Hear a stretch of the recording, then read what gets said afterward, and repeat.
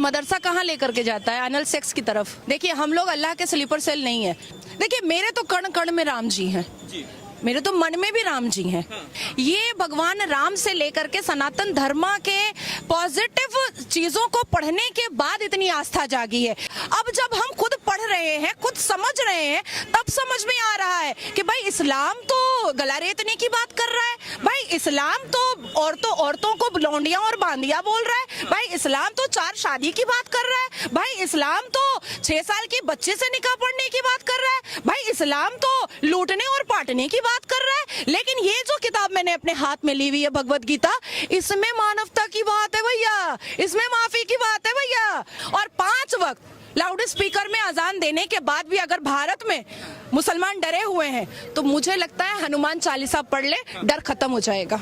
सनातन धर्म को जिसने भी अपमानित किया है वो बर्बाद हुआ है। कि गीता से हमें ज्ञान मिला, रामायण से हमें राम मिला, और खुश नसीब मानती हूँ मैं जो मुझे हिंदुस्तान मिला।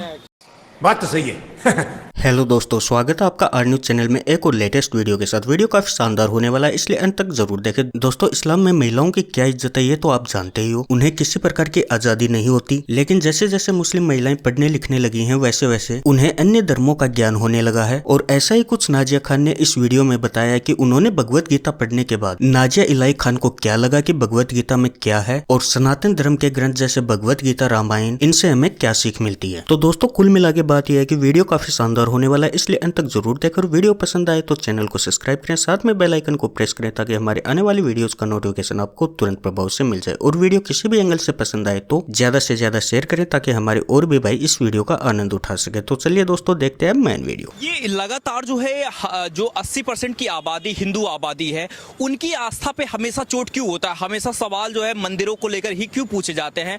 क्यों ऐसा होता है कि जब कोई भी आ जाता है कहीं पर मीडिया में आके कोई भी सवाल पूछ देता है कि मंदिर से क्या फायदा होगा, मंदिर जो है गुलामी की तरफ ले जाता है, मंदिर जो है गुलामी की तरफ ले जाता है। वाकई में आपको लगता है कि मंदिर जो है गुलामी की तरफ ले जाता है? और मदरसा कहाँ लेकर के जाता है? एनल सेक्स की तरफ। हाँ। मदरसा कहाँ लेकर जाता है? अजमल खसब बनने के लिए। मदरसा कहाँ लेकर के जाता है? याकूब मेमन बनने के लिए। मदरसा कहाँ लेकर के जाता है? अफजल गुरु बनने के लिए। मदरसा शायद लेकर जाता होगा हाफिज सईद बनने के लिए।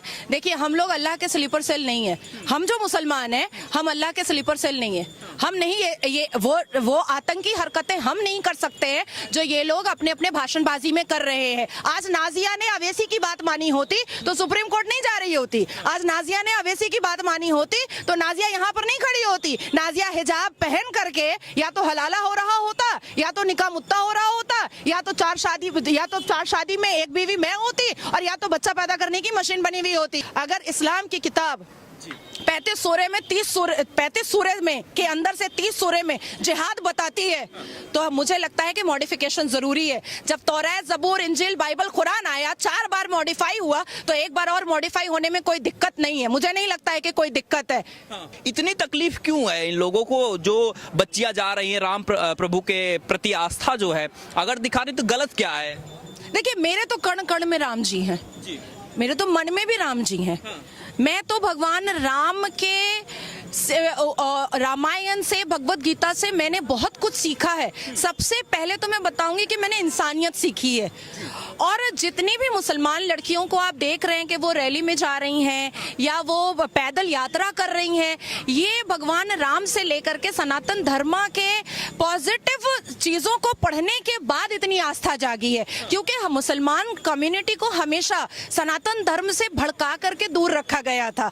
हमें कभी पढ़ने ही नहीं दिया गया, हमें कभी समझने ही नहीं दिया गया था। अब जब हम खुद पढ़ रहे हैं, खुद समझ रहे हैं, तब समझ में आ रहा है कि भाई इस्लाम तो गला रेतने की बात कर रहा है, भाई इस्लाम तो औरतों को लौंडियां और बांदिया बोल रहा है, भाई इस्लाम तो 4 शादी की बात कर रहा है, भाई इस्लाम तो 6 साल के बच्चे से निकाह पढ़ने की बात कर रहा है, भाई इस्लाम तो लूटने और पाटने की बात कर रहा है। लेकिन ये जो किताब मैंने अपने हाथ में ली हुई है, भगवत गीता, इसमें मानवता की बात है भैया, इसमें माफी की बात है भैया।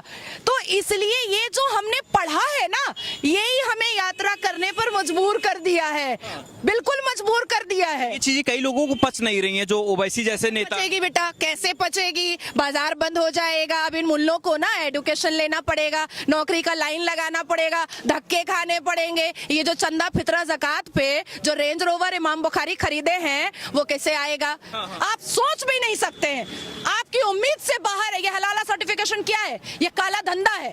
ये वक्फ बोर्ड क्या है? ये लैंड माफिया है। और सिर्फ ऐसा नहीं है कि गुस्ताखे रसूल की सजा सिर्फ आपके साथ की जाती थी, बिल्कुल नहीं।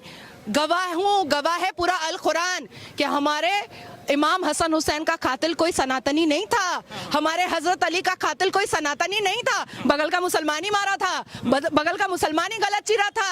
तो मुसलमान किसी के साथ भी रहे, क्रिश्चियन के साथ रहेगा तो भी लड़ेगा, यहूदी के साथ रहेगा तो भी लड़ेगा, हिंदू के साथ रहेगा तो भी लड़ेगा, लेकिन मुसलमान के साथ भी रहेगा तो भी लड़ेगा। काहे पाकिस्तान में इतना झमेला है? वहां तो सब मुसलमान हैं, फिर क्यों एक दूसरे को मारते रहते हैं? देखिए, ला इलाहा इल्लल्लाह तेरा मेरा रिश्ता का ना सच समझ में आ चुका है, सारी दुनिया को समझ में आ चुका है, सारी दुनिया समझ चुकी है कि बेसिकली ये सिर्फ लोगों को बेवकूफ बनाने का एक तरीका है। एंड इस्लाम के अंदर डिक्टेटरशिप बेइंतहा है, बेइंतहा भरा हुआ है डिक्टेटरशिप।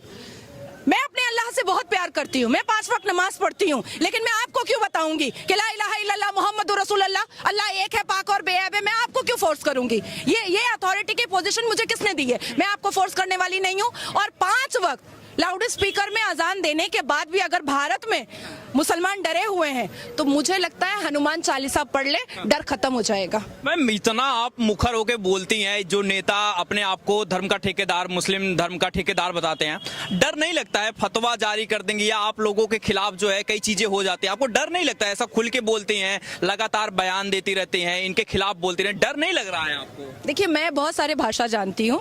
अरबी में खुदा लिखिएगा ना, तो एक नुक्ता ऊपर जाएगा तो खुदा हो जाता है, और एक नुक्ता नीचे आता है, वही नुक्ता तो जुदा हो जाता है। तो एक जान है, अल्लाह ले या मुसलमान ले, मुझे फर्क नहीं पड़ता है, मुझे फर्क नहीं पड़ता है।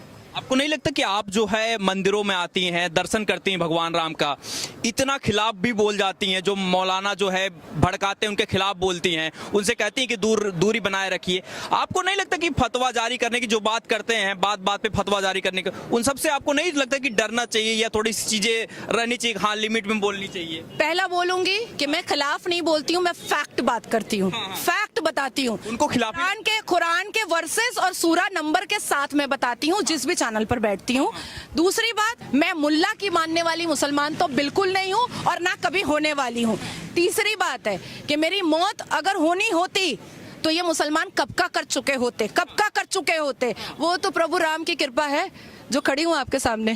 सनातन धर्म को जिसने भी अपमानित किया है वो बर्बाद हुआ है। महुआ मोइत्रो देखिए, पाकिस्तान देखिए, सीरिया देखिए, तो अब देखिए ना, ईरान भी हमारे पक्ष में बात करता है, बोलता है हम भी जिहादी को मारेंगे, हम भी टेररिस्ट को मारेंगे, और पाकिस्तान पे बम गिरा दिया है। तो देखिए, सनातन धर्म एक ऐसा धर्म है जिसमें बहुत श्रद्धा रखने की जरूरत है, बहुत विश्वास रखने की जरूरत है।